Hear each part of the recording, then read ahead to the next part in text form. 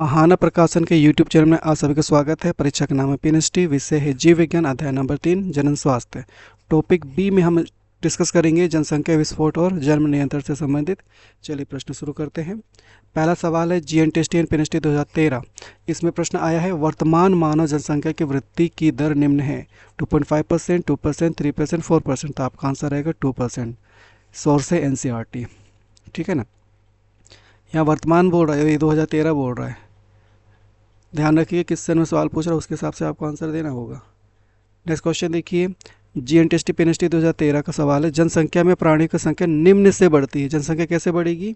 Option है आप्रवासन, जन्म, दोनों ए व बी, और अभिगमन। तो आंसर क्या रहेगा? आप्रवासन, जन्म। ये दोनों को दोनों है तो सी है। और इसको आगे क्वेश्चन करने से पहले इसको इस ग्राफ से समझ लेते हैं कि जब भी जनसंख्या घनत्व की बात की जाए तो अगर आप्रवासन या इमिग्रेशन होता है तो ये प्लस होगा, जन्म दर होगा तो ये भी प्लस होगा, अगर एमिग्रेशन उत्प्रवासन निकलता है तो माइनस होगा, मृत्यु दर होती है तो निकलेगा, है ना, तो ये माइनस में होगा। तो आप्रवासन या इमिग्रेशन, बर्थ रेट, जन्म दर, इनसे जनसंख्या घनत्व बढ़ेगी और उत्प्रवासन और मृत्यु दर से घटेगी। नेक्स्ट सवाल है जीएनटीएसटी पीएनएसटी 2014 का मानव आबादी वृद्धि की प्रवृत्ति का अध्ययन और विकास की भविष्यवाणी को कहते हैं जनसांख्यिकी, बायोग्राफी, कैलोग्राफी, मानव वृत्ति। तो आंसर रहेगा जनसांख्यिकी। स्पष्टीकरण देते हैं, जनसांख्यिकी को डेमोग्राफी भी कहते हैं। यह जनसंख्या का अध्ययन है जिसमें जनसंख्या के आकार, संरचना और वितरण के साथ साथ जन्म, मृत्यु, प्रवास और उम्र बढ़ने जैसे घटकों को शामिल किया जाता है। बायोग्राफी की बात की जाए तो किसी व्यक्ति के जीवन का लिखित विवरण जो उसके जीवन की घटना और अनुभव को वर्णन करता है, बायोग्राफी कहलाता है। कैलीग्राफी कलात्मक सुलेख जिसमें सुंदर लिखावट या लेखन शैली शामिल होती है। मनोविज्ञान या मनोवृत्ति विज्ञान मानव मन और व्यवहार का अध्ययन कहलाता है। तो आपका आंसर आ जाएगा ए वाला, जनसांख्यिकी। नेक्स्ट सवाल है जनसंख्या जीएनटीएसटी पीएनएसटी 2014 का मनुष्य की जनसंख्या अनुकरण करती है जेड रूपी, जे रूपी, एस रूपी, इन सभी का। तो आंसर इसका एस रूपी रहेगा जनसंख्या। उसके पहले ग्राफ देख लीजिए कि पहला है जेड जनसंख्या वक्र। यहाँ पर देख रहे हैं आप जेड बन रहा है ये, ठीक है ना। इसमें क्या होता है, ग्राफ देख लीजिए पहले। किसमें मिलेगा? मछली, मेढक, सरीसृप और कुछ पौधे। दूसरा है ये जे आकार का है, ठीक है ना। ये बैक्टीरिया, पैरामीशियम, शैवाल, कीट जैसे। और एस जनसंख्या वक्र, ये एस वाला जो है इसमें मनुष्य, हाथी, गाय और बड़े स्तनी। तो आंसर क्या जाएगा इसका? मनुष्य। तो डिटेल करते ग्राफ आपने देखा। जे आकार का वक्र का बात किया जाए तो ये वक्र बिना किसी सीमित कारकों के तेजी से बढ़ती जनसंख्या दर्शाता है। संसाधनों के प्रचुरता के कारण जनसंख्या के आकार में निरंतर तीव्र वृद्धि इसकी विशेषता है। उदाहरण जीवाणु, आक्रामक प्रजातियां, कुछ कीट। ऐसा आकार का वक्र की बात की जाए तो यह वक्र एक ऐसी जनसंख्या दर्शाता है जो शुरू में घातीय रूप से बढ़ती है लेकिन फिर पर्यावरण की वहन क्षमता के निकट पहुंचने पर धीमी हो जाती है। वहन क्षमता वह अधिकतम जनसंख्या आकार है जिसमें एक पर्यावरण सहन कर सकता है। उदाहरण मानव, सड़ते हुए लट्ठों पर उगने वाले बैक्टीरिया, ईस्ट, जंगली भेड़ और हार्बर सील। जे आकार की बात की जाए, यदि ये वक्र मौजूद है तो यह बार बार आने वाला उछाल और मंदी के चक्रों के एक पैटर्न को संकेत देता है जहाँ जनसंख्या में तेजी से वृद्धि के बाद अचानक गिरावट, फिर वृद्धि का एक और दौर इत्यादि का अनुभव होता है। उदाहरण एक तालाब में मछली की आबादी या एक नई जगह पर शुरू की गई खरपतवार की आबादी। तो ये क्वेश्चन कई बार रिपीट भी किया है, इसलिए ध्यान रखिएगा ग्राफ को। सवाल देखिए जीएनटीएसटी पीएनएसटी 2015 का जनसंख्या गतिकी बताती है। दोगुना होने के समय जन्म दर का शिशु पालन में सफलता, जनसंख्या के आकार में परिवर्तन। तो आंसर क्या रहेगा? जनसंख्या के आकार में परिवर्तन। स्पष्टीकरण देखते हैं, जनसंख्या गतिकी पॉपुलेशन डायनामिक्स जनसंख्या के आकार में परिवर्तन का अध्ययन है जो जन्म दर, मृत्यु दर और प्रवास जैसे विभिन्न प्रकार के प्रक्रियाओं के कारण होता है। नेक्स्ट सवाल है जीएनटीएसटी पीएनएसटी 2016 का सेकंड स्लॉट का किसी समष्टि में आबादित जनन की क्षमता कहते हैं उर्वरता, जैव विभव, वहन क्षमता, जन्म दर। तो जैव विभव, बायो पोटेंशियल, ये ध्यान रखिएगा, रिपीट किया है कई बार। किसी समष्टि में आबादित जनन की क्षमता को जैव विभव या बायोटिक पोटेंशियल कहते हैं। अर्थात जैव विभव किसी समष्टि के अनुकूल परिस्थितियों में बिना किसी अवरोध जैसे भोजन की कमी, रोग, परभक्षण आदि के अधिकतम जनन करने की क्षमता को कहते हैं। नेक्स्ट सवाल है जीएनटीएसटी पीएनएसटी 2016 के थर्ड का युवाओं का अधिकतम अनुपात होता है विस्तृत समष्टि में, स्थायी समष्टि में, घटती समष्टि में, विस्तृत समष्टि और स्थायी समष्टि में। तो इसका आंसर रहेगा विस्तृत समष्टि। स्पष्टीकरण देखते हैं, युवाओं के अधिकतम अनुपात विस्तृत समष्टि में होता है। आयु पिरामिड के आधार पर समष्टि तीन प्रकार की होती है, विस्तृत समष्टि, स्थायी और घटती। विस्तृत में क्या हो रहा है, युवाओं का अनुपात सबसे अधिक होता है, जन्म दर अधिक होती है, जनसंख्या तेजी से बढ़ती है। स्थायी में क्या होगा, युवाओं और प्रजनन आयु वर्ग का अनुपात लगभग समान होता है, जन्म दर और मृत्यु दर लगभग बराबर होती है। घटती समष्टि में वृद्ध व्यक्तियों का अनुपात अधिक तथा युवाओं का अनुपात कम होता है, जन्म दर कम होने के कारण जनसंख्या घटती है।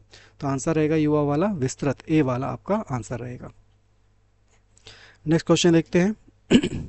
जीएनटीएसटी पेनिस्टी 2017 का फर्स्ट लॉट का भारत में प्रथम जनगणना की गई थी 1872, 1947, 1950, 1961। तो आंसर आ जाएगा 1872। भारत में पहली जनगणना 1872 में लॉर्ड मेयो के शासनकाल में हुई थी, लेकिन ये पूर्ण जनगणना नहीं थी। भारत की पहली पूर्ण जनगणना 1881 में लॉर्ड रिपन के अधीन की गई थी। तो यहाँ पर 1881 ऑप्शन नहीं है, तो आपका आंसर 1872 रहेगा। नेक्स्ट क्वेश्चन है जीएनटीएसटी पेनिस्टी 2017 का फर्स्ट लॉट का। वर्तमान में 2016 के आंकड़ों के अनुसार विश्व की जनसंख्या लगभग है 6 मिलियन, 7 मिलियन, 6 ट्रिलियन, 10 ट्रिलियन। तो आंसर रहेगा 7 बिलियन। ध्यान रखिएगा, ये 2016 है, इसके हिसाब से चल रहा है।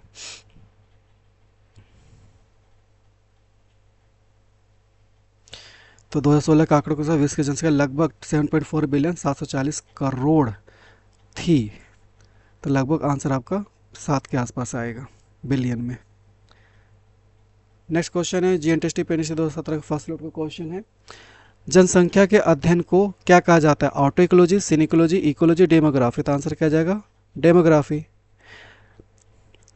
इसके पहले दूसरे नाम से आया था, जनसांख्यिकी नाम से आया था। स्पष्टीकरण देखते हैं। जनसंख्या के अध्ययन को डेमोग्राफी कहा जाता है। डेमोग्राफी एक विज्ञान है जो मानव आबादी के आकार, संरचना, वितरण और परिवर्तन का अध्ययन करता है। इसमें जन्म दर, मृत्यु दर, प्रवास और आयु संरचना जैसे कारकों का विश्लेषण शामिल है। ये हो गया डेमोग्राफी, ठीक है ना। अब देखते हैं ऑटो इकोलॉजी क्या होता है। ये एक पारिस्थितिकी का हिस्सा है जो किसी एक प्रजाति के जीव का उसके पर्यावरण के संबंध के साथ संबंध का अध्ययन करता है। ऑटो अकेला, है ना। सिनिकोलॉजी ये भी पारिस्थितिकी का एक हिस्सा है जो विभिन्न प्रजातियों के संबंध और उनके पर्यावरण के बीच संबंधों का अध्ययन करता है। पारिस्थितिकी की बात की जाए तो ये विज्ञान जीवों और उनके पर्यावरण के बीच संबंधों का अध्ययन करता है। तो क्वेश्चन हमारा था जनसंख्या के अध्ययन को क्या कहते हैं, तो आंसर क्या जाएगा, डेमोग्राफी।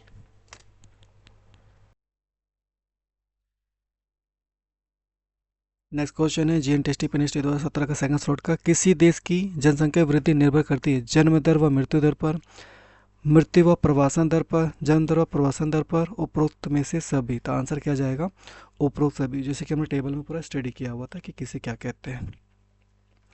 नेक्स्ट सवाल है जीएनटीएसटी पेनिस्टी 2017 का थर्ड स्लॉट में। जन्म दर तथा मृत्यु दर प्रतिशत अनुपात को कहते हैं। प्रतिशत अनुपात कहा जाता है जैव सूचकांक, वाइटल इंडेक्स या बायोलॉजिकल इंडेक्स। नेक्स्ट है जीएनटीएसटी पेनिस्टी 2017 का थर्ड स्लॉट का। सर्वाधिक वृद्धि दर किस प्रवस्था में होती है, धनात्मक त्वरण प्रवस्था में, पश्चात प्रवस्था में, घाती प्रवस्था में, स्थिर प्रवस्था में। तो आंसर क्या जाएगा, घाती प्रवस्था में। स्पष्टीकरण देते हैं। सर्वाधिक वृद्धि दर घाती प्रवस्था में होती है। घाती प्रवस्था में वृद्धि दर सबसे तेज होता है क्योंकि कोशिकाओं को संसाधन की कोई कमी नहीं होती और वे बिना किसी सीमा के तेजी से विभाजित होते हैं।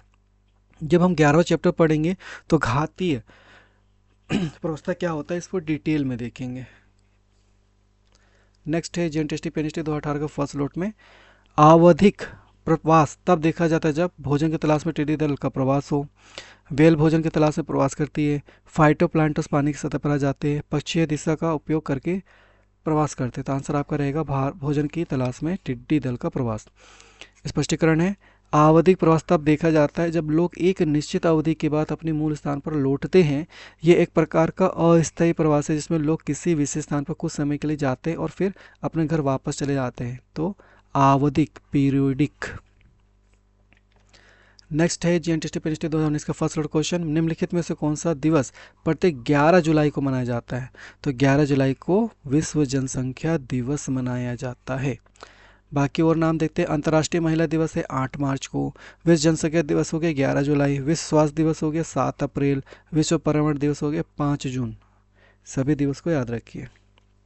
नेक्स्ट है जीएनटीएसटी पेनिस्टी 2019 का फर्स्ट लॉट क्वेश्चन है। जनसंख्या के सांख्यिकी अध्ययन को खलिस्तान कहा जाता है, बायोग्राफी, साइकोबायोलॉजी, कैलीग्राफी, डेमोग्राफी। तो आंसर जाएगा जनसांख्यिकी या डेमोग्राफी। हिंदी अंग्रेजी नाम दोनों आपको ध्यान रखना है। नेक्स्ट सवाल है जीएनटीएसटी पेनिस्टी 2019 का सेकंड स्लॉट का। जनसंख्या में अधिकांश युवा आयु वर्ग के लोगों के होने का अर्थ है मृत्यु दर उच्च, मृत्यु दर उच्च है। ए बी जन्म दर और मृत्यु दर दोनों समान है। सी जन्म दर उच्च है और डी है जन्म दर कम है। तो सी वाला आंसर आएगा आपका रहेगा जन्म दर उच्च होता है। नेक्स्ट सवाल है जीएनटीटी पीएनटीटी 2019 का सेकंड स्लॉट। मृत्यु दर की तुलना में जन्म की उच्च दर दर्शाने वाले जनसंख्या घटते हैं। जनसंख्या दर्शाती है मृत्यु दर की तुलना में जन्म की उच्च दर दर्शाने वाली जनसंख्या कहलाती है। मतलब यहाँ पर मृत्यु दर कम हो रहा है, जन्म दर ज़्यादा हो रहा है। तो परिवर्ती वृद्धि, ह्रासमान वृद्धि, शून्य जनसंख्या वृद्धि, चर घातांक की वृद्धि। तो आंसर आ जाएगा चर घातांक की वृद्धि, क्योंकि यहाँ पर जन्म दर उच्च हो रहा है। स्पष्टीकरण देखिए, जन्म दर की तुलना में मृत्यु दर कम होने का मतलब है कि जनसंख्या वृद्धि हो रही है। यह एक चर घातांकी वृद्धि एक्सपोनेंशियल ग्रोथ है, क्योंकि हर बार जन्म दर मृत्यु दर से अधिक होती है तो जनसंख्या तेजी से बढ़ती है। नेक्स्ट सवाल है जीएनटी पीएनटी 2019 का थर्ड स्लॉट का। भारत में वर्तमान जनसंख्या वृद्धि दर भयानक है, इसे नियंत्रित रखने का तरीका या तरीके हैं। ए केवल विवाह योग्य आयु बढ़ाकर, बी केवल अनियंत्रित जनसंख्या वृद्धि के परिणामों के बारे में लोगों को शिक्षित करके, सी उपरोक्त सभी, डी केवल जन नियंत्रण उपायों के उपयोग को बढ़ावा देकर। तो आंसर आ जाएगा सी वाला उपरोक्त सभी। डिटेल आप समझ सकते हैं, नॉर्मल लैंग्वेज है। अब देख लेते हैं हम स्पष्टीकरण। जनसंख्या वृद्धि को नियंत्रित करने के लिए विवाह योग्य आयु, जनसंख्या वृद्धि के परिमाणों के बारे में लोगों को शिक्षित करना और जन नियंत्रण उपाय का उपयोग करना, ये सभी तरीके कारगर हो सकते हैं। जैसे विवाह योग्य आयु वर्तमान में 18 और 21 का रेशियो चल रहा है, 18 महिला के लिए और पुरुष के लिए 21। अनियंत्रित जनसंख्या वृद्धि के परिणामों के बारे में लोगों को शिक्षित करके, जब इनको परिणाम पता रहेगा तो खुद ही अपने आप में कंट्रोल करेंगे। जन नियंत्रण उपाय के उपयोग को बढ़ावा देकर, अगर उपाय बढ़ावा दिया जाएगा तो जनसंख्या काफ़ी हद तक कंट्रोल होगा।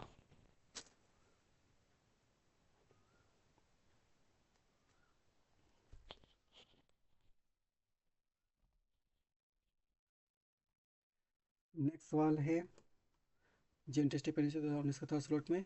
विश्व बैंक रिपोर्ट के अनुसार मनुष्य की औसत जीवन अवधि है 65 वर्ष, 75 वर्ष, 100 वर्ष, 60.4 वर्ष। तो आंसर किया जाएगा डी वाला 60.4 वर्ष। नेक्स्ट क्वेश्चन है जीएनटीटी पीएनटी 2019 का फोर्थ स्लॉट का। विकसित देशों की विशिष्ट जनसांख्यिकी विशेषताएं हैं।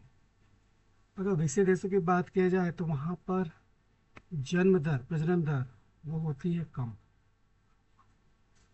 प्रजनन दर, उच्च प्रति व्यक्ति आय, बेहतर जीवन स्तर। अगर प्रजनन दर ज़्यादा रहेगी तो उसके हिसाब से व्यवस्थाएं नहीं हो पाएगी। स्पष्टीकरण देखिए, विकसित देशों में जनसंख्या वृद्धि दर धीमी होती है जिसका कारण कम प्रजनन दर है। इसके साथ ही इन देशों में प्रति व्यक्ति आय अधिक होती है, जिसका अर्थ है कि लोगों के पास बेहतर जीवन स्तर होता है, बेहतर स्वास्थ्य सेवाएं, शिक्षा और अन्य सुविधाएं उपलब्ध होती हैं। नेक्स्ट क्वेश्चन है पीएनटी 2020 का फर्स्ट लॉट का। जनसंख्या घनत्व में वृद्धि के लिए दो कारण जिम्मेदार हैं। पहला है जन्म दर और आप्रवासन, बर्थ रेट इन इमिग्रेशन। यही आपका मेन आंसर रहेगा। 2020 का एक, किसी भी प्रजाति को सीमित संसाधन स्थिति के तहत थोड़े समय में भारी जनसंख्या तक पहुंच जाएगा अगर यह खस्तान तरीके से बढ़ता है। तो आंसर आ जाएगा चर घातांकी। ये रिपीट कर रहा है, आगे भी रिपीट करेगा। नेक्स्ट है पीएनटी 2020 का सेकंड। खस्तान विकास वक्र में तेजी से वृद्धि होती है, तो जो लॉग फेस रहती है वो तेजी से वृद्धि होगा। इसका डिटेल में हम 11वें चैप्टर में देखेंगे। Log face, leg face, steady face, ये सब क्या होता है, पटाओ फेस क्या होता है, सभी। पीएनटी 2020 का सेकंड स्लॉट में कौन सा कारक जनसंख्या के एक विशाल तरीके से बढ़ने का कारण नहीं होगा। तो यहाँ पर आप देखिए, जन्म दर तो सभी में दिया हुआ है,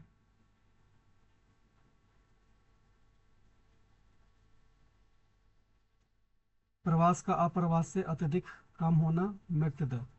जन्म दर जो है सो है, लेकिन प्रवास भी कम हो रही है और मृत्यु दर ज़्यादा हो रही है। इस कंडीशन में जनसंख्या के विशाल तरीके से बढ़ने के कारण नहीं होगा। तो आपका आंसर रहेगा ये डी वाला। नेक्स्ट क्वेश्चन है पीएनटी 2020 का सेकंड स्लॉट का। जनसंख्या वृद्धि पर मृत्यु दर का प्रभाव व्यक्ति के खानपान पर निर्भर करता है, तो आयु पर निर्भर करेगा। जनसंख्या वृद्धि पर मृत्यु दर का प्रभाव।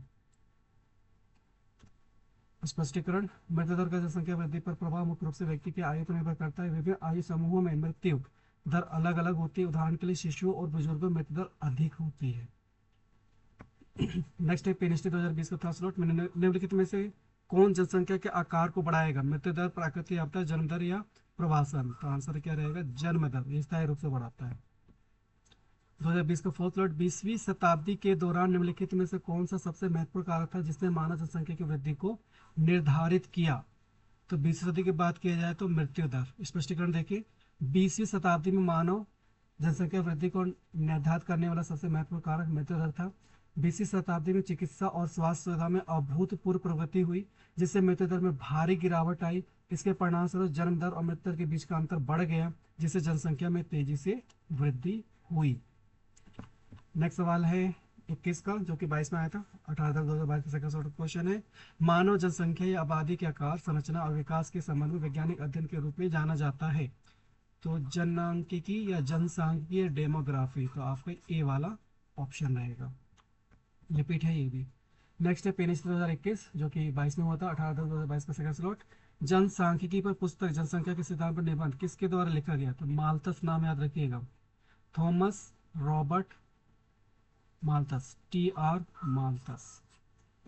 जनसांख्यिकी पर जनसंख्या के सिद्धांत पर निबंध an essay on the principle of population, पुस्तक थॉमस रॉबर्ट माल्थस द्वारा लिखी गई थी। ये पुस्तक 1798 में गुमनाम रूप से प्रकाशित हुई थी, लेकिन बाद में माल्थस ने इसे अपने नाम से प्रकाशित किया। नेक्स्ट सवाल है 2021 का, 2022 में आया था। 19/10/2022 का था स्लॉट, जनसांख्यिकी पर पुस्तक जनसंख्या के सिद्धांत पर निबंध, फिर आगे repeat TR Malthus. Next question है 19/10/2022 का था स्लॉट क्वेश्चन है, मानव जनसंख्या का उनके आकार, संरचना, विकास के संबंध में वैज्ञानिक अध्ययन। ये देखिए, जननांकिकी, डेमोग्राफी या जनसांख्यिकी, ये ए वाला ऑप्शन रिपीट कर रहा है। 2021 20/10/2022 का सेकंड स्लॉट, विज्ञान की वह शाखा जिसमें हम मानव जनसंख्या का अध्ययन करते हैं कहलाती है जनसांख्यिकी, ये कई बार रिपीट कर रहा है। नेक्स्ट क्वेश्चन है 20/10/2022 का थर्ड स्लॉट, जनसंख्या में वृद्धि का कारण है जन दर में वृद्धि, उत्प्रासन की अधिकता, स्थानांतरण की अधिकता, मृत्यु दर में वृद्धि। तो मेन आंसर रहेगा इसका जन्म दर में वृद्धि। नेक्स्ट है पीएनएसटी,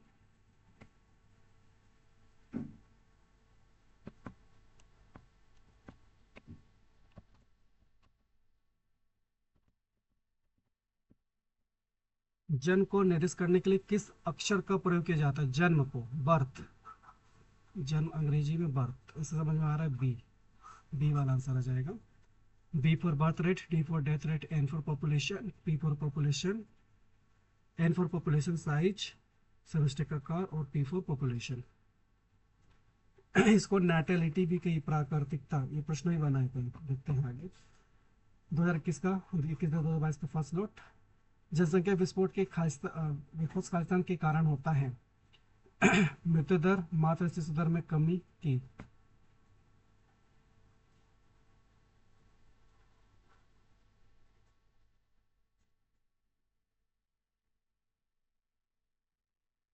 ये तो नहीं है, जनसंख्या विस्फोट कमी, ए वाला आंसर रहेगा। नेक्स्ट है 2022, 7 जुलाई 2022, 23 का सेकंड स्लॉट, देश की बढ़ती आबादी में चार ऑप्शन दिया है। प्रजनन करने वाले व्यक्ति प्रजनन के बाद के व्यक्तियों की तुलना में कम होते हैं।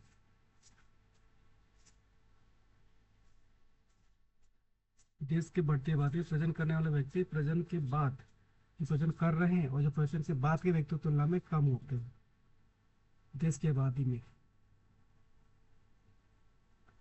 फिर भी ये पूर्व प्रजनन व्यक्ति प्रजनन व्यक्ति की तुलना में कम होते हैं, कम, ये बढ़ती आबादी की बात हो रही है। प्रजनन और प्रजनन और पूर्व प्रजनन व्यक्ति संख्या में बराबर है, पॉसिबल नहीं है। पूर्व प्रजनन व्यक्ति प्रजनन व्यक्ति की तुलना में अधिक होते हैं, तो ये देश की बढ़ती आबादी में डी वाला ऑप्शन आएगा, क्योंकि पूर्व प्रजनन व्यक्ति प्रजनन व्यक्ति की तुलना में अधिक होते हैं तो और प्रजनन करेंगे।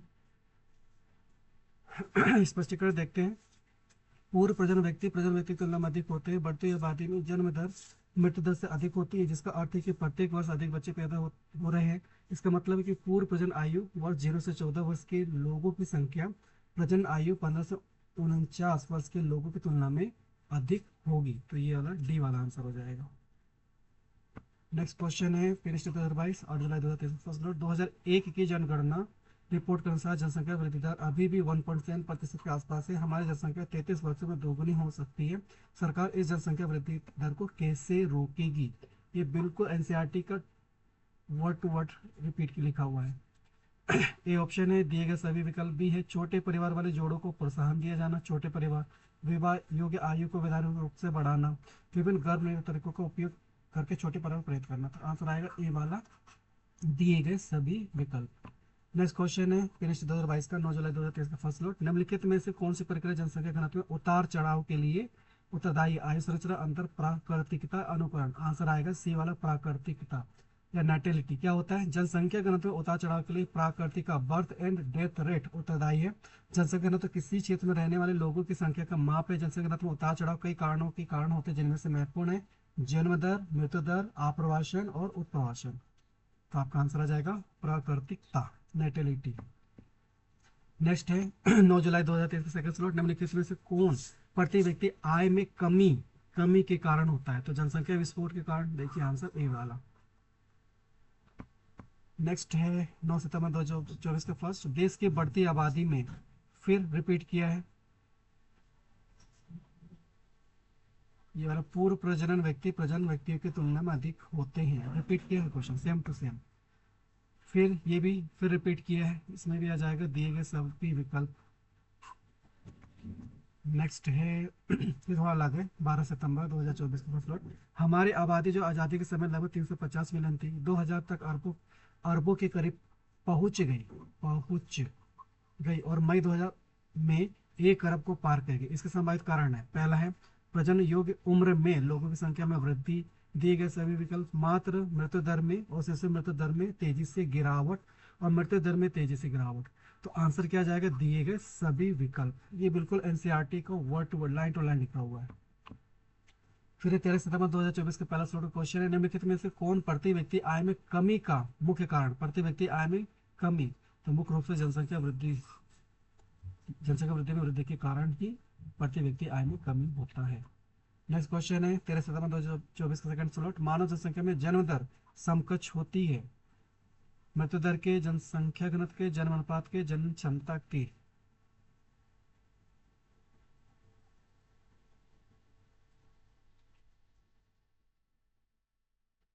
क्या जाएगा? जन्म अनुपात के, बर्थ रेट।